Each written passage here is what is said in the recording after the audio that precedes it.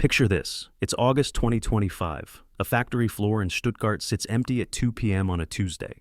The machines are silent, not because it's a holiday, not because of maintenance, but because there's simply no one left who knows how to run them. The engineer who understood the quirks of the hydraulic press retired last year. The technician who could diagnose the milling machine by sound alone moved to Texas for triple the salary. And the apprentice who was supposed to learn it all? He's working at a startup in Berlin, building an app that rates coffee shops.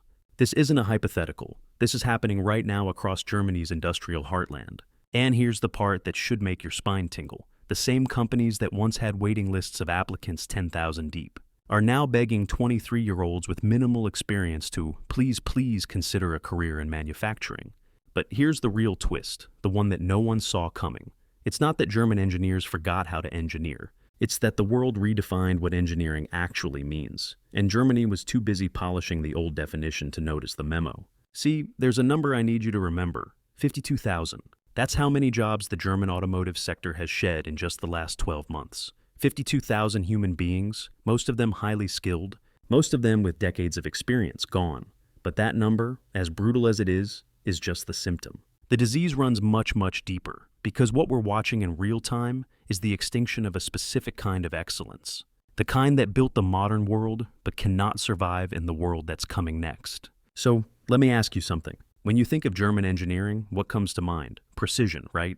Reliability, that satisfying thunk of a car door closing. The feeling that every bolt, every wire, every seam was placed there by someone who cared deeply about their craft. For over a century, that reputation was worth its weight in gold, literally. On a product and charge 30% more, and people would pay it gladly because they knew it would last. But right now, that premium, that brand, that entire identity is crumbling. And the terrifying part is that most people still haven't realized it's happening. So in the next 20 minutes, we're going to dissect exactly how the gold standard became rust, how arrogance masked as confidence, how energy policy became economic suicide, and how a culture built on perfectionism is now suffocating under the weight of its own standards. This is the hidden crisis that's turning the German engineer from a global treasure into a legacy liability. And if you think this is just a story about Germany, you're not paying attention, because what's happening to them is a warning for every industry, every company, and every person who thinks that being the best at what you do is enough to survive. Let's start with the thing that perfectly encapsulates why Germany is in free fall: the obsession with Spaltmaß. Spaltmaß. If you've never heard that word before, it's about to become your favorite metaphor for how you can engineer yourself into irrelevance. The distance between two body panels on a car, like where the hood meets the fender, or the door aligns with the frame.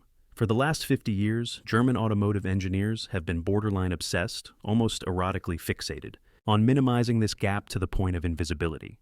They've spent billions of euros, millions of man-hours, and decades of institutional focus making sure that when you close the door on an Audi or a Mercedes, the seam is so tight, so precise, that it feels like the car was carved from a single block of metal. And for a long time, that mattered. It was the visual and tactile signature of superiority. We care more than anyone else. We are the masters of the physical world. But here's the brutal irony. While German engineers were measuring door gaps down to the micrometer, the rest of the world was redefining what a car even is. See, a German engineer looks at a car and sees a mechanical object: an engine, a transmission, a chassis, precision metalwork. But the market, especially the younger market, now sees a car as a computer on wheels. It's a smartphone with seats. The engine is just the battery pack. The dashboard is a software interface. And the real value isn't in how tight the panel gap is. It's in whether the car can update itself overnight, whether it can drive itself, whether it integrates seamlessly with your digital life. Let me give you a case study that should make every executive in Munich wake up in a cold sweat. The Volkswagen Cariad disaster.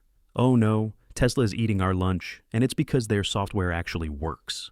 So VW did what Germans do best. They threw structure and money at the problem. They created a massive software division called Cariad. They hired thousands of engineers.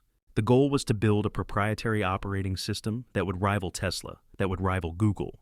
That would prove that German engineering could dominate software just like it dominated hardware. The result? An absolute humiliating catastrophe. When VW launched the ID.3, their big electric hope, it was a nightmare. Thousands of cars were rolling off the assembly line in Zwickau. Beautiful cars, perfect panel gaps, gorgeous fit and finish. but they couldn't be delivered. Why? Because the software didn't work. Brick cars. Mechanically flawless, but digitally brain dead. VW had to rent massive parking lots to store tens of thousands of brand new vehicles. They eventually had to send technicians with laptops walking from car to car in the rain, manually flashing firmware updates like it was 2005. Can you imagine the humiliation? That's the equivalent of Apple shipping you an iPhone and then mailing a guy to your house with a floppy disk.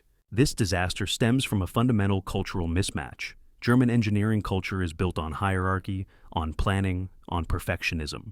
You spend 5 years designing. You measure twice, you cut once. You release a product only when it's perfect. Software development is the exact opposite. Move fast and break things. It's agile sprints. It's beta testing in production. It's shipping a product that's 80% done and fixing it with updates over the next 6 months. To a traditional German mechanical engineer, that approach feels like moral failure. It feels reckless, sloppy, unprofessional. So, while they're in year 3 of perfecting the tactile feedback of a volume knob, Chinese manufacturers like BYD and NIO are shipping cars with massive touchscreens, AI voice assistants, and seamless smartphone integration. And they're doing it at half the price. The hidden crisis here is that the skill set of the German engineer is becoming a commodity. No one cares about your perfect panel gap if the infotainment system lags for 3 seconds every time I try to change a song. The value chain has shifted from hardware to software, and Germany is bringing a caliper to a coding hackathon. And before we go further, I need to know something from you. When you're buying a car today, what actually matters to you more? The build quality, the feel of the buttons, the way the door closes, or the tech, the screen, the software, the updates? Be honest with yourself. Are you Team Spaltmaß or are you Team iPad? Drop a comment and let me know, because that answer tells you everything about why Germany is in trouble. Now, let's talk about the second horseman of this apocalypse: energy. Because if technology is the gunshot wound, energy policy is the slow-acting poison in the water supply. For the last 20 years, the entire German economic model, the so-called Wirtschaftswunder, the economic miracle, rested on one beautiful, fragile equation: high-tech exports powered by cheap Russian gas. It was a perfect scam while it lasted. Germany built pipelines directly to Russia, Nord Stream 1 and Nord Stream 2, bypassing all the annoying geopolitical middlemen in Eastern Europe. They gorged themselves on cheap energy, which allowed massive companies like BASF, ThyssenKrupp, and Bayer to run enormous chemical plants, steel foundries, and factories at globally competitive prices, even with Germany's notoriously high wages. Then came February 2022. Russia invades Ukraine. The pipelines get blown up. By whom? Well, we're not opening that can of worms today. And suddenly, overnight, the entire German business model evaporated. Let's zoom in on BASF, the largest chemical producer in the world. Their Ludwigshafen site is not a factory, it's a city.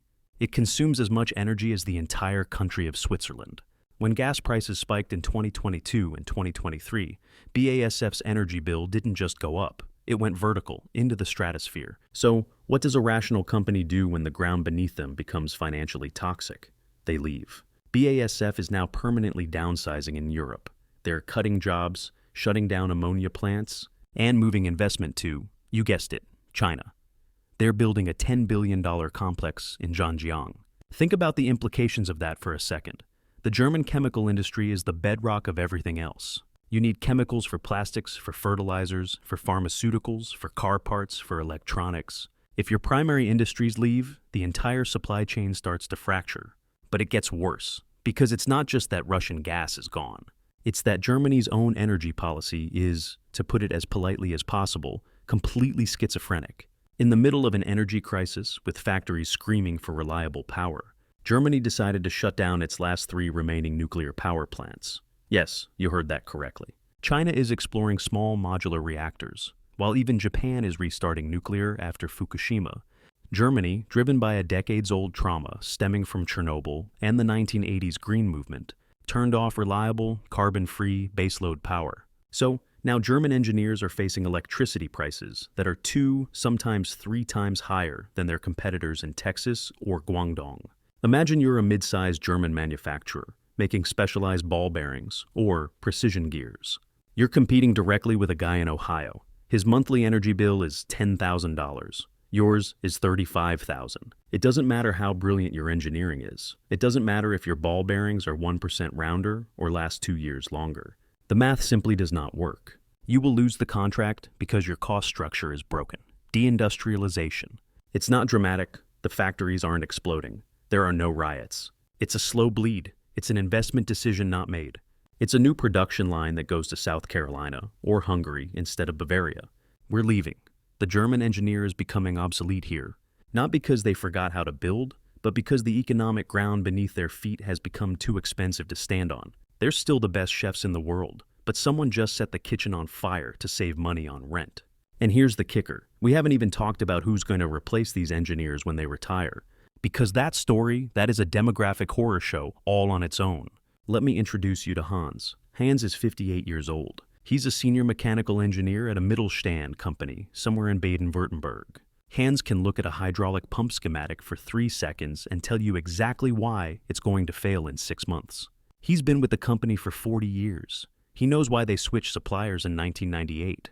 He knows the specific quirk of the milling machine in Hall 3 that no one else remembers. He carries 4 decades of institutional knowledge in his head, the kind of knowledge that isn't written down anywhere, because it was learned through experience, through mistakes, through late nights troubleshooting problems that shouldn't exist but do. In 5 years, Hans is going to retire, and here is the crisis that no one wants to talk about. There is no one to replace Hans. Germany is currently staring down a demographic cliff that makes the Grand Canyon look like a crack in the sidewalk. According to the Association of German Engineers, the country is already short hundreds of thousands of engineers right now. But the projections for the next decade are absolutely terrifying. By 2030, nearly 3 million skilled workers across all sectors are going to vanish into retirement. 3 million. Well, just hire young graduates, train new people, and that's where the nightmare deepens. What graduates? Germany has one of the lowest birth rates in the developed world. They're not making enough babies, period. And the babies they did make 20 years ago, the ones who are now in their 20s, they're not studying mechanical engineering the way their grandfathers did. They want to be influencers. They want to study social sciences or gender studies. Or, if they're smart and technically inclined, they're moving to Zurich or San Francisco or Austin, where the pay is double and the bureaucracy is half. This is the brain drain. Let's look at the cold, brutal math. A top-tier engineer at BMW in Munich might make 85 to 100,000 euros a year. Sounds decent, right? But after Germany's punishing income taxes, pension contributions, and social security deductions, that engineer takes home maybe 55,000. Now, that same engineer with those exact same skills can move to the United States, work for Nvidia or Tesla or SpaceX, and make $250,000 with lower taxes, better weather, and a culture that actually celebrates ambition instead of quietly resenting it. So, why on earth would the best and brightest stay? The result is a terrifying hollowing out of competence. Walk into a German engineering firm today, and you'll see a lot of gray hair. You'll see the old guard, the Hanses of the world. But look at the junior desks. They're either empty or filled with people who lack the deep mentorship they need because the mentors are too busy putting out fires caused by the staff shortage. We are witnessing in real time the loss of institutional memory. When Hans walks out that door for the last time, he takes 40 years of problem-solving capability with him. You can't download that from a cloud server. You can't teach it in a 2-week onboarding seminar. You can't replace it with a YouTube tutorial. German engineering was never just about specifications and blueprints. It was about a culture of apprenticeship, of mastery, of one generation passing knowledge to the next in a continuous, unbroken chain. That chain is breaking, the master is leaving, and the apprentice is scrolling TikTok, complaining about work-life balance. And I want to hear from the engineers watching this right now. Are you seeing this in your industry? Are the senior guys walking out the door with no one to fill their shoes? Are you the Hans, or are you the panicked junior left behind? Let me know in the comments, because this is the canary in the coal mine for every advanced economy. Now, let's talk about something that sounds almost comical, but is actually tragic. Fax machines. If you think I'm joking, I promise you I am not. We are living in the year 2025. We have AI that can write code, create art, diagnose diseases. We have quantum computers. We have neural networks that can pass the bar exam. And yet, the German administrative state, the infrastructure that all these brilliant engineers depend on, is stuck in 1995. Here's a story that sounds like satire, but is documented fact. During the height of the COVID-19 pandemic in 2020 and 2021, German health departments were desperately trying to track infection rates, so they could allocate resources, manage lockdowns, make life and death decisions. How did they transmit this critical data from local labs to the central government in Berlin? They faxed it.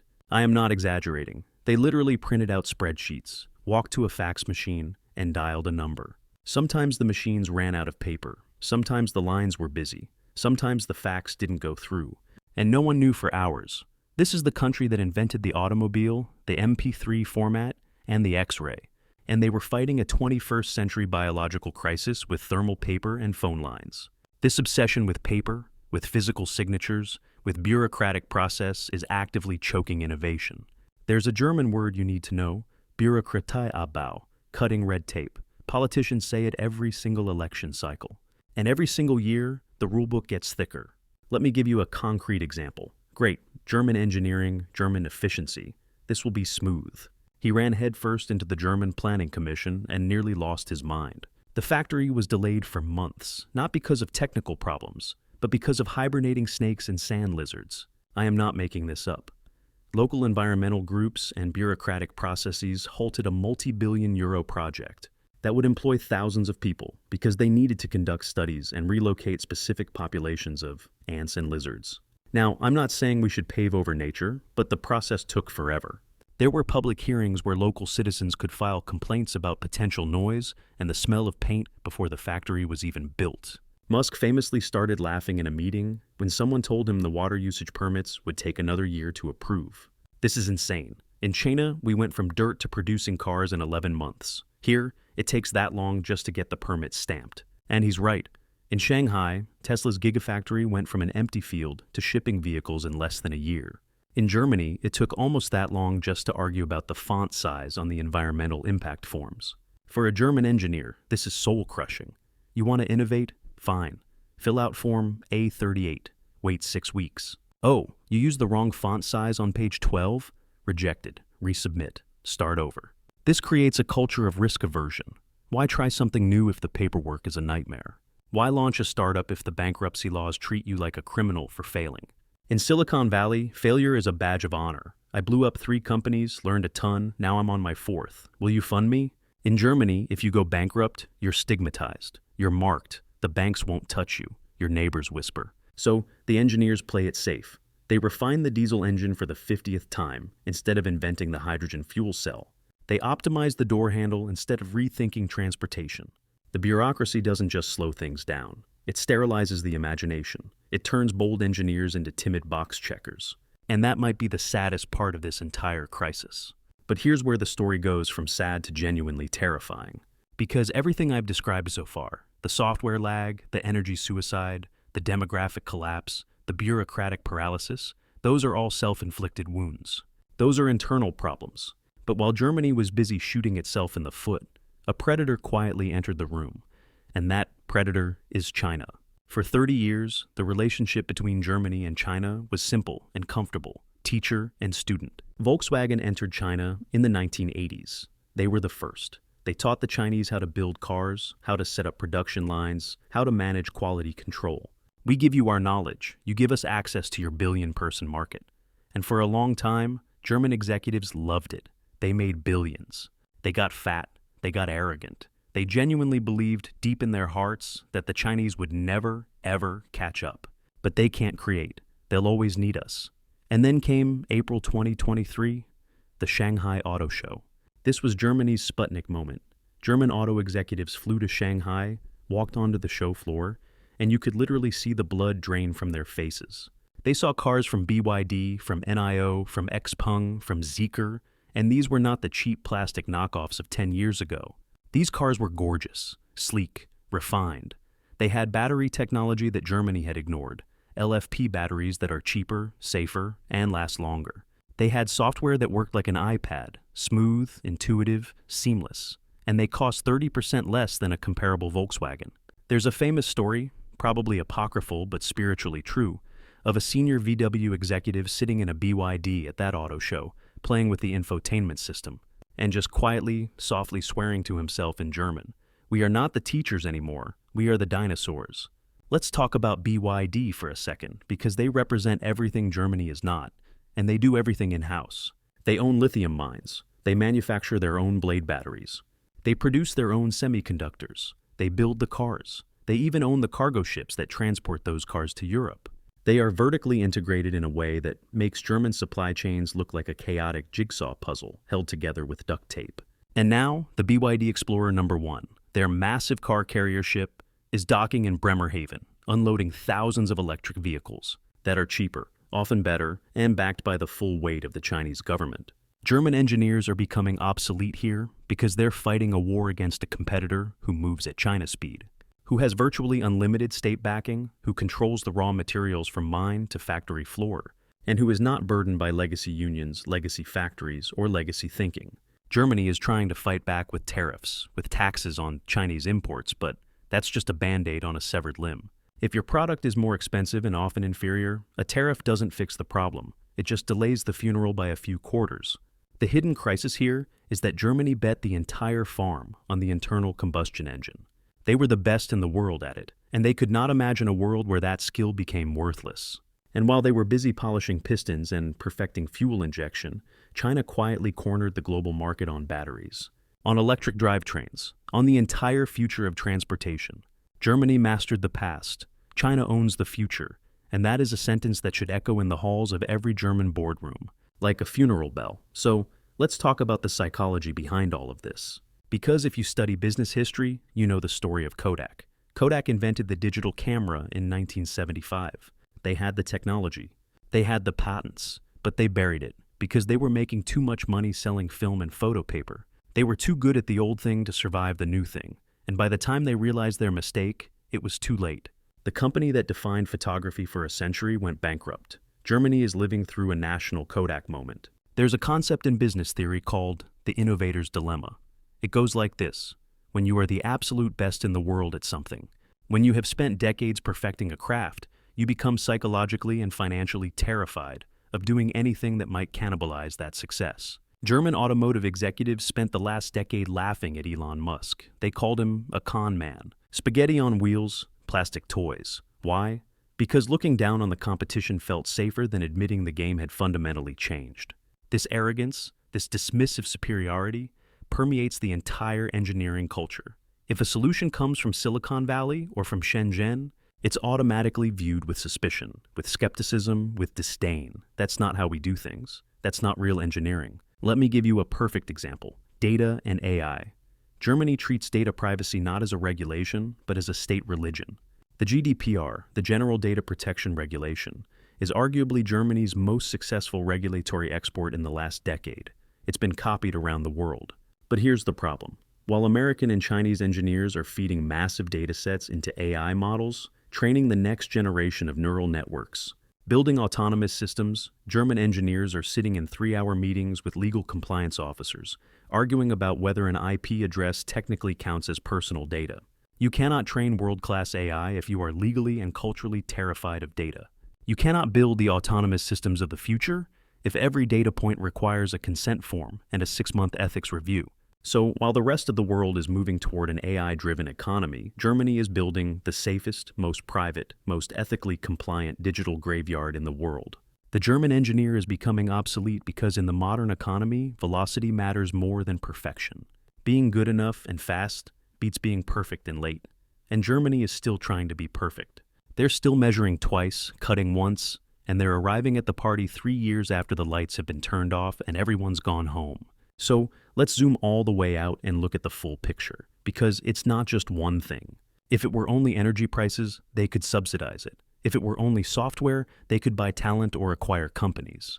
If it were only demographics, they could fix immigration or invest in training. But it's all of them at once. It's a perfect storm. Technological shift. The move from hardware, where Germany excels, to software, where Germany is dangerously weak. Geopolitical suicide. The loss of cheap Russian energy that powered the entire industrial base for 2 decades. Demographic collapse. The rapid retirement of the baby boomer engineers, with no one, literally no one, adequately trained to replace them. Bureaucratic paralysis.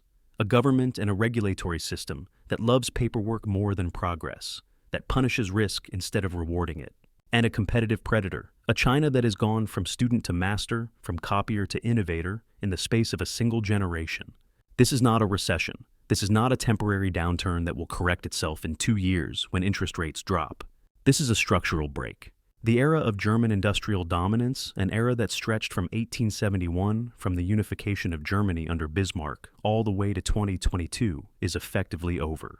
Now, does that mean Germany will become a poor country? No, it will remain a wealthy, comfortable place. But it will become a museum, a place where tourists come to admire the pretty castles, to drive on the Autobahn, if it's not under construction, to eat bratwurst and drink beer, and take photos of old factories that have been converted into art galleries. But the dynamism, the power to shape the global future, the ability to define what the next generation of technology looks like, that is moving east to China and west to the United States. The German engineer did everything right. They followed the rules. They measured the gaps. They optimized for efficiency.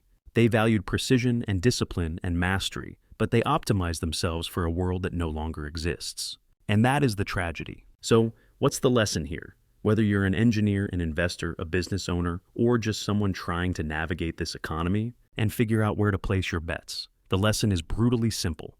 Specialization is dangerous. Germany hyper-specialized in mechanical excellence. When the world needed mechanics, they were kings. Now that the world needs coders and battery chemists and energy pragmatists, they're lost.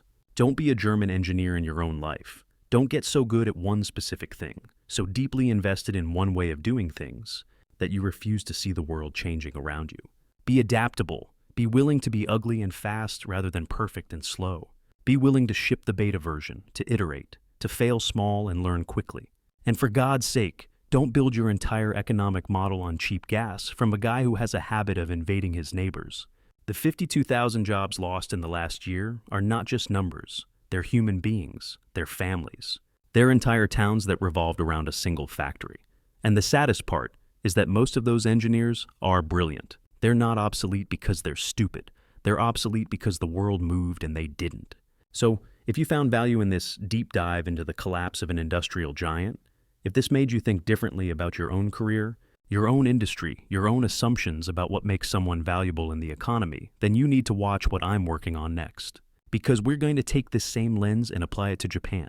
Why did the Japanese economy die in 1991 and never come back? It's the prequel to what's happening in Germany right now, and the parallels are chilling. And if you're a German engineer watching this, I genuinely want you to prove me wrong. Seriously, I want you to win. Build something messy, break some rules, burn the fax machine, ignore the bureaucrats, ship the imperfect product. The world needs you. It just doesn't need the 1995 version of you. It needs the version that's willing to evolve. Thanks for watching. Don't forget to like and subscribe if you want to survive the economic shifts that are coming. I'll see you in the next one.